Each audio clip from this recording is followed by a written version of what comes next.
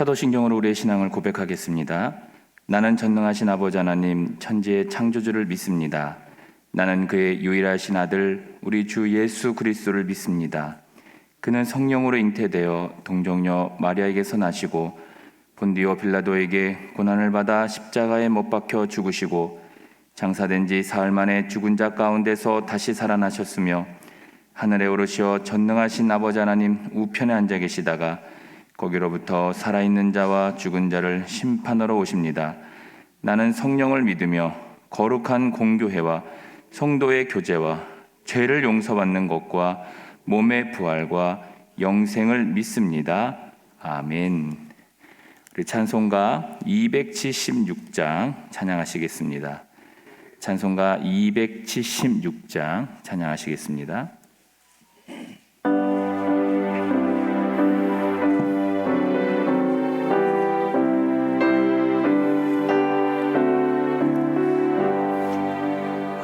아버지여 이 죄인을 용납하여 주시고 예수님의 이름으로 구원하여 주소서. 아버지를 떠나 산지 벌써 오래되었고 험한 길에 고난 몸이 이제 돌아옵니다. 전에 하던 헛된 일을 애통하게 여기고 겸손하게 엎드려서 용서하심 빕니다. 은혜 감당 못하오나 이 하는 영혼과 나의 약한 육신까지 감히 드리옵니다. 나의 죄를 사하시려 주님 죽으셨으니 그 공로를 의지하여 주만 의지합니다. 아버지여 용납하사 나를 품어주시고 주의 사랑 품 안에서 깊이 살게 하소서. 아멘. 우리가 함께 봉독할 하나님의 말씀은 말라기 2장 10절에서 16절까지의 말씀입니다.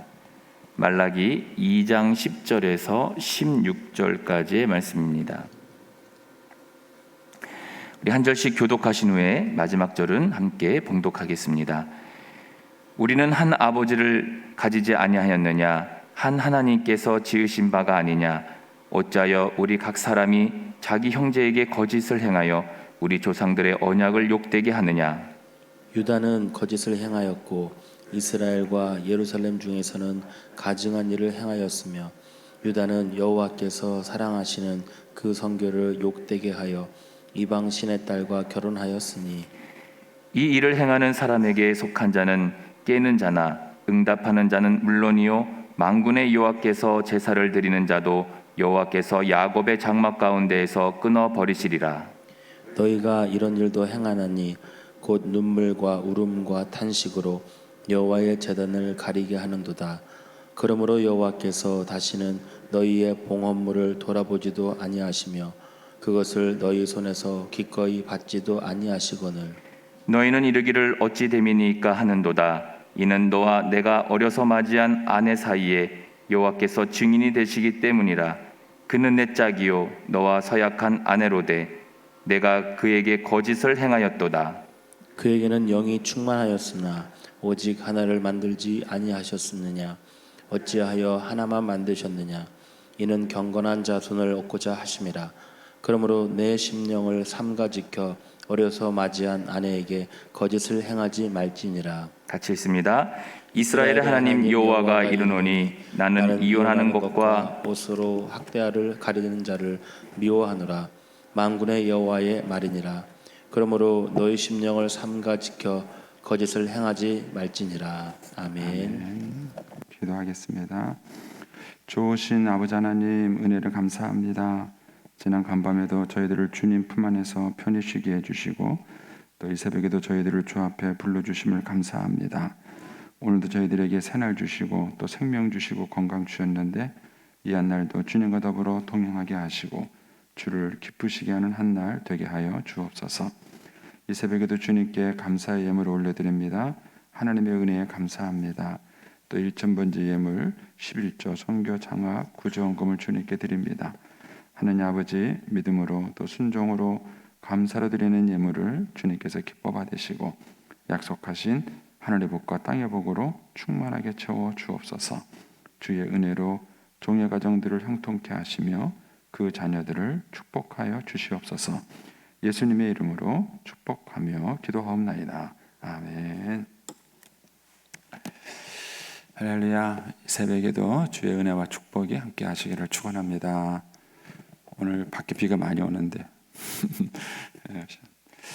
네, 원래는 제가 오늘 저쪽에 총동문회 가 있어야 되잖아요. 네, 그런데 어제 우리 아들이 갑자기 오는 바람에 모든 일정을 취소하고 그래서 이제 어제는 저희 아들하고 좀 같이 시간을 보냈습니다. 오늘 새벽기도 끝나고 오늘 출발합니다. 출발했다가 하루 일정을 좀 늦춰서 가기로 했습니다. 오늘 이제 말라기서의 이 말씀을 이렇게 보면은요, 그 이스라엘 백성들이 이제 바벨론 포로에 잡혀갔다가 그들이 이제 돌아와서 다시 신앙의 공동체를 회복해 가는 겁니다. 제일 먼저 한 것이 뭐냐면은 성전을 지은 것이죠. 그 성전을 지어서 성전 중심의 신앙생활하는, 성전 중심의 신앙생활을 한다는 것은 5대 제사를 드린다는 겁니다. 그 5대 제사를 드려서 그들이 하나님 중심의 신앙생활을 하는 거예요. 그런데 문제는 왜 그래야 되느냐는 거예요. 왜 하나님이 이스라엘 백성들을 성전 중심 그리고 5가지 제사를 그들이 드리도록 하나님께서 요구하셨냐는 겁니다. 그 이유가 뭐냐면 그렇게 해야 그 삶이 회복이 되는 거예요. 그런데 이제 신앙이 병이 들게 되면 이것이 분리가 되어버립니다. 그래서 제사는 제사고 삶은 삶이 되어버리는 거예요. 이것이 지금 그 시대의 흐름 속에 항상 나타났던 현상이고요. 우리 한국 교회도 이제 신앙이 이제 120년 넘어가면서 한국 교회도 지금 이런 현상이 나타나고 있는 겁니다. 우리가 묻는 질문은 이거예요. 새벽기도 왜 나오시죠? 이겁니다. 새벽기도를 왜 나오세요? 새벽기도를 나오는 사람과 안 나오는 사람의 차이가 뭐예요? 하나님은 우리에게 왜 주일 정수를 원하시고, 하나님은 우리에게 왜 새벽기도를 원하시고, 하나님은 우리가 왜 신앙생활을 교회 중심의 신앙생활하기를 왜 하나님이 원하셨느냐는 거예요. 근데 이 부분이 그동안 한국 교회에 정리가 되지 않았어요. 그러니까 제가 이제 목사로서 정직하게 이제 목회를 되돌아보니까 목사가 급한 거는 뭐냐면은 교회가 부흥하는 거예요.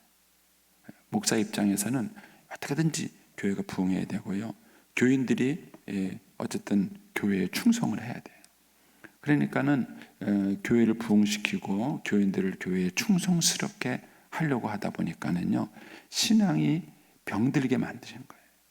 그래서 교인들이, 우리 한국교회 교인들이 이 교회 중심, 성전 중심의 신앙생활하는 것은 참 좋았는데, 그렇게 교회에 열심히 있는 사람들이 가정에 가서, 사회에 가서 아무런 역할을 못한다는 겁니다. 그러니까는 새벽기도 나온 사람과 안 나오는 사람의 차이가 뭐야?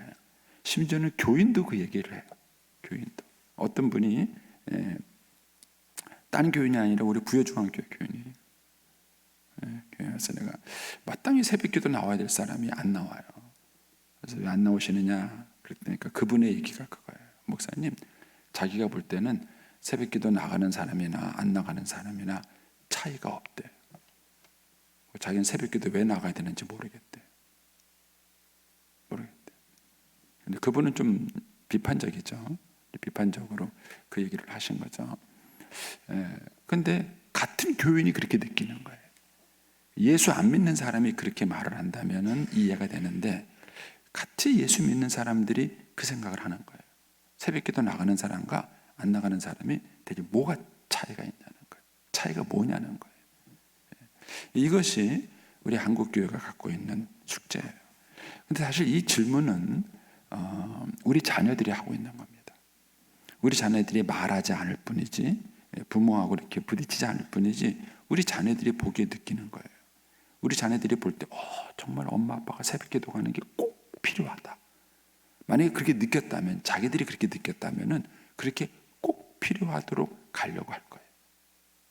그런데 자기들이 볼 때 가는 거 안 가는 거 무슨 상관이 있냐는 거, 자기들이 볼 때는 그 생각이 드는 거예요. 그러니까는 동기부여가 되지 않는 것입니다. 동기부여가. 이런 면에서 우리가 참된 신앙이 뭔가를 우리가 다시 한번 생각을 해보셔야 됩니다. 자, 이제 오늘 말씀 보시겠습니다. 10절에 보시면 큰 명자가 이렇게 출발해요. 우리는 한 아버지를 가지지 아니하였느냐. 누구죠? 하나님 믿는 거예요. 한 아버지. 그 다음에 한 하나님이 지으신 바가 아니냐. 그런 거죠. 우리가 하나님을 똑같이 아버지라 부르고 있고요. 그리고 그 하나님이 우리를 지으시고 창조하신 거예요. 근데 똑같은 하나님을 부르고 있는데 두 사람이 살아가는 모습은 안 살아가요. 마치 이게 집안에 생각해 보세요. 여러분, 한 집안의 형제 자매가 자기들끼리 막 싸우는 것만큼 꼴불견이 없어요. 자기들끼리 싸우는 것만큼 꼴불견이 없어요. 반면에 좋은 게 뭐죠? 좋은 거는요, 그 형제들이 서로 화목하게 살아가는 거예요. 어려운 형제를 도와주고 힘든 사람 챙겨주고, 그렇게 하면서 형제들이 모여서 막 화목하게 살아가요. 그러면은 참 가족이라는 게 보기 좋다 이렇게 느끼는 거예요. 그런데 가족이라고 서로 앉았는데 형제가 어렵게 사는데도 전혀 돌아볼 줄도 모르고, 다른 사람 배려할 줄도 모르고, 자기밖에 모르고 막 그러면은요, 그런 말 하잖아요. 형제가 남들보다 못하다고.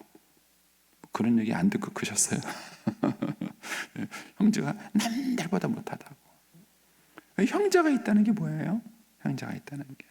근데 그 형제가 있으면은 형제가 없는 것과 달라야 되잖아요. 그런데 그 형제라는 게 남만 못하다 그러면은 가족이 있어야 될 이유가 없는 거예요. 근데 이 영적으로도 그래 볼 때 그러는 거예요. 우리가 한 하나님을 믿고 있고 하나님을 아버지라고 부르고 있는데, 어떻게 그 한 하나님 믿고 있는 그 형제 자매들이 서로에 대해서 관심이 없고 갈등하고 싸우고 있느냐, 그런 얘기를 지금 하고 있는 거예요. 그러면서 여기에 대해서 크게 이제 지적하고 있는 내용은 이겁니다. 자, 10절 다시 보세요. 우리는 한 아버지를 가지지 아니하였느냐, 한 하나님께 지으신 바가 아니냐, 어찌하여 우리 각 사람이 자기 형제에게 거짓을 행하여. 이 말이 강조돼요. 자, 11절에 가도 유다는 거짓을 행하였고, 이 얘기가 나옵니다. 그 다음에 14절에 가시면 끝부분에 거짓을 행하였도다 이렇게 말이 나오죠. 그 다음에 15절에 가서 끝부분에 가면은 거짓을 행하지 말라 이런 얘기가 나오고, 16절 끝부분에 가서도 거짓을 행하지 말라 이렇게 말을 하는 거예요. 그러니까 적어도 예수 믿는 사람은 거짓이 없어야 돼요. 이 거짓이 없다는 얘기는요, 뭐 완벽하고 실수도 한 번 안 하고 그런 걸 의미하는 건 아니에요. 이 거짓이 없다는 얘기는 적어도 상대방이 부족함이 있을 수도 있고 실수도 있고 잘못함이 있을 수도 있지만은 겉과 속이 다르는, 의도적으로 상대방에게 피해를 입히려는 행동을 해서는 안 된다는 거예요. 남편이 아내를 믿을 수 있는가, 아내가 남편을 믿을 수 있는가, 그런 거예요. 그래서 여기서 이제 이 사회적인 얘기를 하다가 13절 이하에서 부부 얘기를 해주는 거예요. 부부 얘기를. 적어도 예수 믿는 부부라면 상대방에 대해서 거짓을 행하면 안 되는 거예요. 신실해야 되는 겁니다. 그러면 옳고 그름을 떠나서 아내가 눈물을 흘리면 남편이 관심을 가져야죠. 왜 우는지, 왜 슬퍼하는지, 왜 외로워하는지. 그런데 거기에 대해서 아무런 관심이 없는 거예요. 왜 아내가 외로워하는지, 왜 아내가 울고 있는지, 왜 아내가 슬퍼하고 있는지. 남편도 그 아내들도 마찬가지예요. 남편들이 외로운 게 눈에 보이시나요?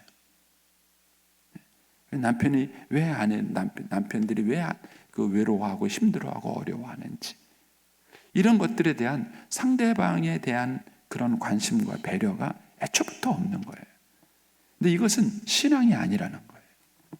그러니까 우리가 하나님을 정말 아버지로 믿고 있고 사랑한다면 적어도 우리의 삶 속에 거짓이 있으면 안 되는 거예요. 그러니까 거짓이 없다는 얘기는 신실하다는 것입니다. 상대방 앞에 신실하게 약속을 지키고 살아가야 된다는 걸 말하는 것이죠. 그래서 이제 거기에 예를 이렇게 들으죠. 16절에 가서 하나님이 이렇게 말합니다. 이스라엘의 하나님 여호와가 이르노니 나는 이혼하는 것과, 거짓이죠. 서약을 했으면 그 서약을 지켜야죠.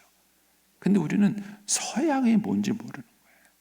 그러니까 여러분, 우리 사회가 얼마나 생각해 보세요. 이 계곡 살인 사건 같은 걸 보면은요, 이거는 그냥 단순히 돈을 뺏는 문제가 아니에요. 결혼이라는 이 제도를 가지고 상대방을 속이는 거예요. 상대방을 내 욕심을 채우기 위한 수단으로 결혼을 사용하는 거예요. 우리 사회가 결혼을 이런 식으로 무너뜨리는 게 심각한 문제가 되는 거예요. 심각한 문제가. 신앙이 있다는 게 뭐냐 하는 거예요. 그게 이제 거짓을 행하지 않는 건데, 거짓을 행하지 않는 게 뭐냐? 거기 보면은 나는 이혼하는 것과 옷으로 학대를 가리는 자를 미워하노라. 이게 거짓이에요. 그러니까는 이혼하지 않고 결혼 생활에 신실해야 되는 거예요. 적어도 거기에 성실하게 자기의 의무를 다하려고 하는 것, 그게 뭐예요? 그게 신앙이에요. 그게 신앙이에요. 신앙생활을 잘한다는 게 뭡니까? 그런데 예수 믿는 사람들의 결혼 생활이 예수 믿지 않는 사람보다 못해요. 현대사회에 와서는요, 이 이혼율이 그 교회의 신자들의 이혼율과 비신자들의 이혼율이 다르지 않습니다. 차이가 없어요. 이것이 지금 우리 한국교회의 현실이에요. 그러니까 신앙이라는 것이 그들의 결혼 생활에 아무런 영향을 미치고 있지 못하다는 것입니다. 이거는 신앙이 아닌 거예요. 그 다음에 학대를 오류를 가려야 한다. 여러분, 예수 믿는 사람 안에도 얼마나 폭력이 심한지 아세요? 굉장히 폭력이 심해요. 그래서 예수 믿는 남편이 예수 믿는 아내를 때리는 경우가 의외로 많습니다. 근데도 이제 여러 가지 이유로 참는 거예요. 참고 덮어주고, 그러고 살아가는 거예요. 근데 그런 건 사랑이 아니에요. 신실함이 아닙니다. 그러니까 이런 부분들에 대해서 신앙이 아무런 영향을 미치고 있지 못하다면 그것은 신앙이 아닌 거예요. 그러니까 우리가 하나님을 믿고 신앙생활을 한다면 반드시 우리의 가정이 조금씩 회복이 돼야 돼요. 그 회복이 되고 건강해져 가야 되는 거예요. 그것이 우리가 신앙생활을 잘한다는 의미를 갖고 있다는 것입니다. 그러면서 이제 거기에 조금 더 구체적으로 얘기를 하죠. 13절부터 이제 또 보겠습니다. 이렇게 말하면 너희가 이런 일도 행하나니, 그러니까 예를 들어준 거예요.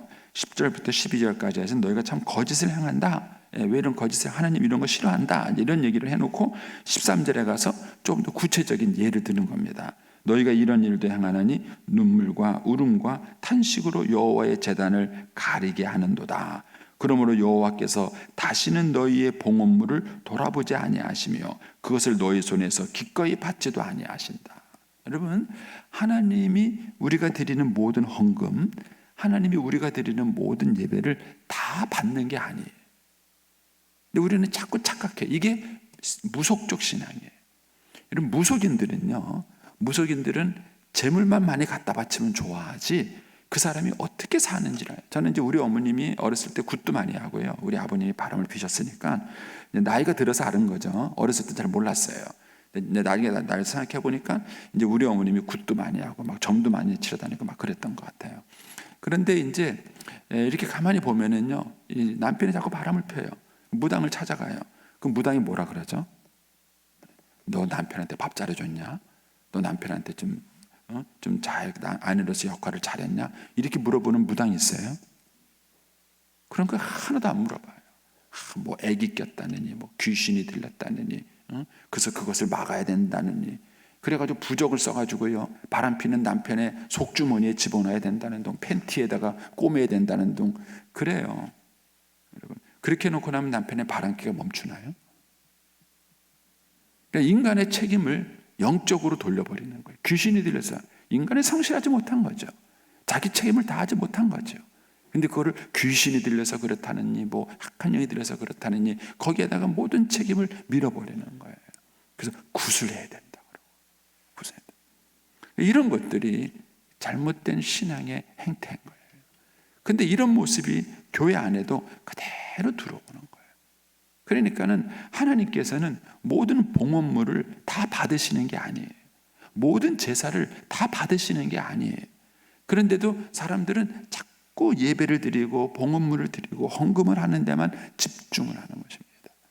하나님이 원하시는 것은, 하나님이 왜 우리에게 예배를 원하시는가?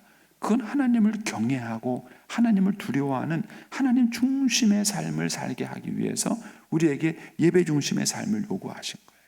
그리고 그 예배를 정말 참되게 드리는 사람이라면 하나님을 경외하는 마음이 있어야 되고, 하나님을 경외하는 마음이 있다면 아무리 자기가 감정적으로 배우자가 싫다 하더라도 그 배우자에게 자기 감정대로 행동할 수 없다는 거예요.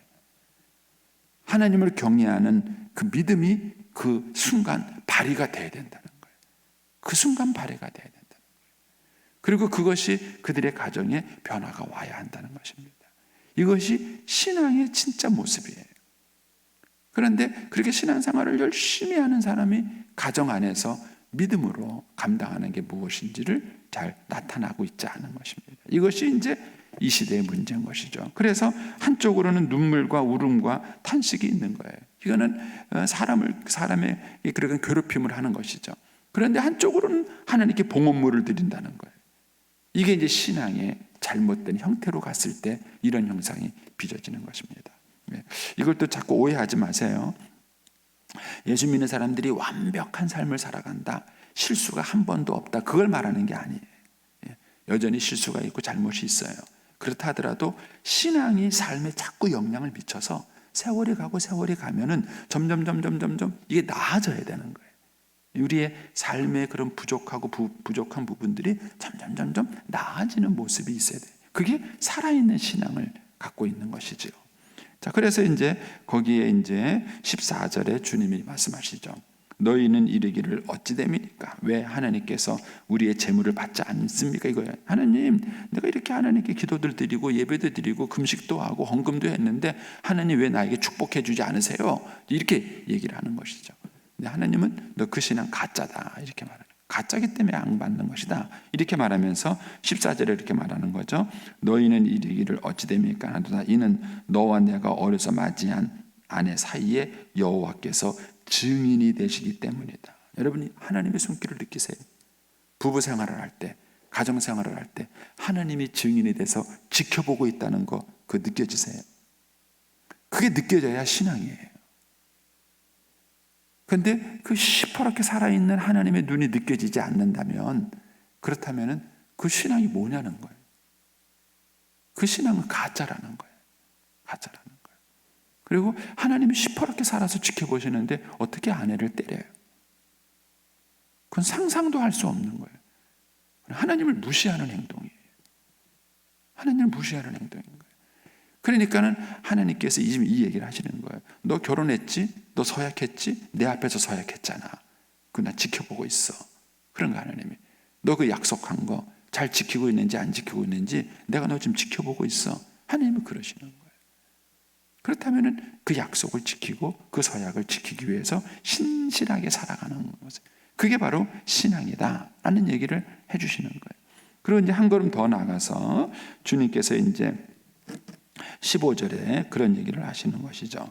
그에게는 영이 충만하였으나 오직 하나를 만들지 아니하셨느냐. 예, 하나님은 아담이 외로울 때에 하와를 2명, 3명, 4명, 5명, 10명도 만들 수 있었어요. 근데 왜 하와를 1명만 만들었느냐 이거예요. 그것은 하나님이 일부일처가 뜻이라는 거예요. 그러면서 이렇게 말씀하시죠. 그에게는 영이 충만하였으나 오직 하나를 만들지 않으시느냐. 어찌 하나만 만드시느냐. 이는 경건한 자손을 얻고자 합니다. 여러분, 이 문구 속에는요 많은 게 담겨져 있는 거예요. 자녀를 사랑하세요? 그러면 남편을 먼저 사랑하세요. 아내를 먼저 사랑하세요. 여러분, 남편을 사랑하지 않고 아내를 사랑하지 않고 자녀를 성공적으로 키울 수 있는 방법은 없어요. 이거는 이미 현대 심리학과 교육학이 이것을 수많은 이론으로 이미 밝혀내고 있어요. 부부 사이가 안 좋은데 자녀를 성공적으로 길러내는 케이스는 거의 없어요.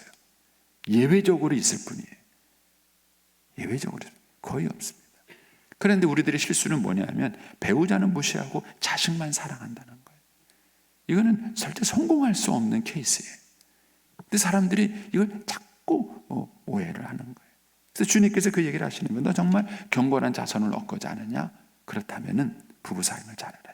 우리가 이제 제2의 거듭남으로 다음 세대를 하나님께 드리자. 그랬는데 다음 세대를 하나님께 드리려고 한다면 부부 생활 똑바로 해라 그거예요.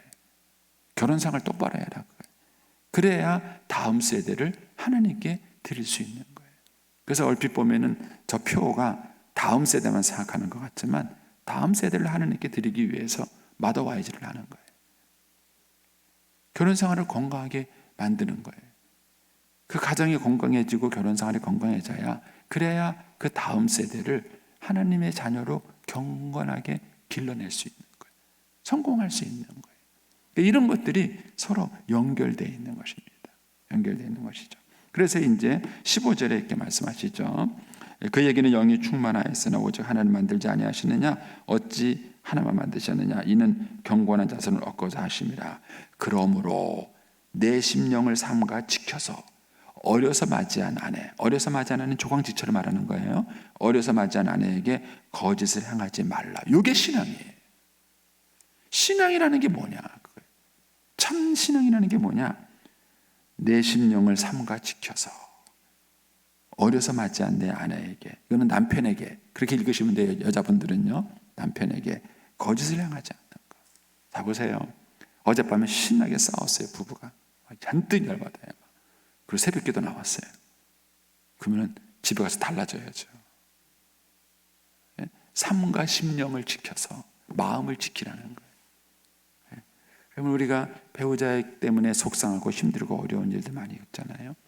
근데 그런 것들을 지켜내기 위해서 우리가 하나님께 나와서 예배드리고 거기서 하나님께 위로도 받고 또 하나님께 치유도 받고 그리고 내가 잘못했다면 그 잘못한 걸 깨닫기도 하고 그게 예배예요. 그리고 그렇게 예배를 드려서 거기서 내가 힘을 얻고는 그 다음에 그것이 뭐예요? 내 마음을 삼가 지켜서 다시 배우자에게 가서는 거짓을 행하지 않는 것. 그게 믿음이고 그게 신앙이라는 거예요. 그래서 주님께서는 우리의 신앙과 삶의 문제를 이렇게 연결시키는 작업을 하시는 겁니다. 근데 이것이 커지는 것이 사회예요. 이거 커지는 것이 사회예요. 여러분, 어떤 분이 저한테 그래요. 이거는 뭐 이제 우리 교회 얘기는 아니에요. 네, 근데 어느 장로님이 그렇게 기도도 잘하시고 성경도 잘 가르치시고 그렇게 잘하는데 하시더래요. 근데 그 장로님이 돈이 궁해가지고 집사한테 돈을 빌린 거예요. 그러니까 이제 이 집사님은요, 그 장로님이 그렇게 기도도 잘하시고 성경도 잘 가르치시고 그렇게 하니까는요, 그냥 아무 생각 없이 돈을 빌려줬어요. 근데 그 장로님이 돈을 안 갚았어요. 어떻게 되겠습니까? 그러니까 만나면 그 장로님 욕하는 거예요, 저한테. 만나면 그 장로님 욕하는 거예요. 만나면. 그러면 하나님이 주시는 거룩한 영향력을 다른 데 쓰시면 안 돼요. 예를 들어서 제가 대통령이 됐어요. 왜 대통령이 됐을까요? 국민을 위하라는 거예요. 근데 제가 대통령이 돼가지고 내 자식만 챙겨요. 내 자식만 챙기고 내 가족만 챙겨요. 그걸 뭐라 그래요? 그걸 부정부패라 그러는 거예요. 대통령으로서의 권한을 줬는데 그 권한을 가지고 자기의 가족만 챙기는 데 쓴다면 그걸 부정부패라 그래요. 그럼 신앙도 마찬가지예요. 자, 제가 이제 목사가 됐어요. 하나님 저기 축복해 주셨어요. 성도들이 저한테 은혜를 받았어요. 자, 그런데 제가 성도들한테서 돈 좀 빌려주세요. 그럼 빌려줄까요? 안 빌려줄까요? 안 빌려줘요?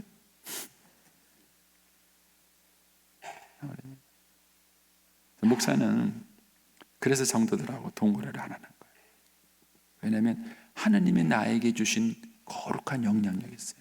성도들이 목사님을 존경하고 목사님을 사랑하고 목사님이 무슨 말을 하면은 이해하고 복종을 해요.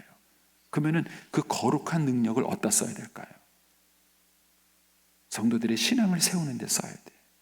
부부가 갈등했을 때 지사님 남편에게 순종하세요. 그래서 목사님의 권위에 이해하고 순종하는 거기에 목사의 권위를 써야 되는 거예요. 근데 목사가 권위를 거기다 쓰지 않고 지사님 돈 좀 빌려주실래요? 여기에 만약에 권위를 쓰면 그게 부정부패예요. 이해가 되세요? 남의 얘기니까 잘 들으시죠? 저도 돈이 궁할 때가 있어요.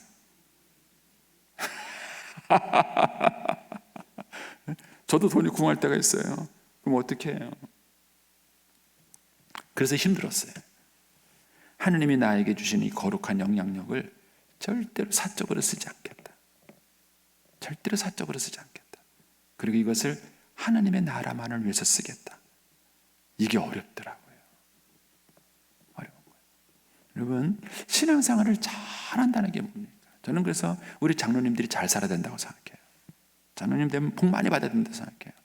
왜냐하면 장로가 돼가지고 매일 돈이 궁해가지고 집사한테 돈 빌려주세요 이래가지고 어떻게 장로 역할을 할 수 있겠어요?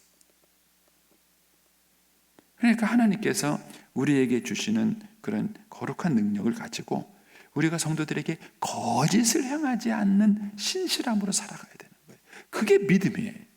믿음이라는 게 대체 뭐냐는 거예요. 믿음이라는 게 대체 뭐예요. 그리고 그런 삶을 살아가기 위해서 때로는 자기 권리를 포기하고 때로는 자기 희생을 각오할 줄 아는 거예요. 이해가 되세요? 조그만 자기 권리를 포기하지 못하는 사람, 자기 것을 조금 더 양보하지 못하는 사람이 어떻게 믿음이 있는 사람이라고 할 수 있겠는가 하는 것입니다. 그래서 오늘 본문의 말씀을 여러분들이 그런 이제 각도에서 이제 묵상을 해보시고 여러분들의 삶에 적용하셔야 됩니다. 그래서 적어도 예수 믿는 사람이라면 거짓이 있으시면 안 됩니다. 신실한 사람이 되어야 되고, 그 얘기는 단순히 속이지 않는다, 단순히 거짓말하지 않는다라는 말의 의미를 떠나서 상대방에 대한 깊은 배려를 말하는 것입니다. 상대방에 대한 깊은 배려를 말하는 것입니다. 그것이 정말 하나님을 경외하는 참된 신앙이다라는 얘기를 해주고 있는 것입니다. 기도하겠습니다.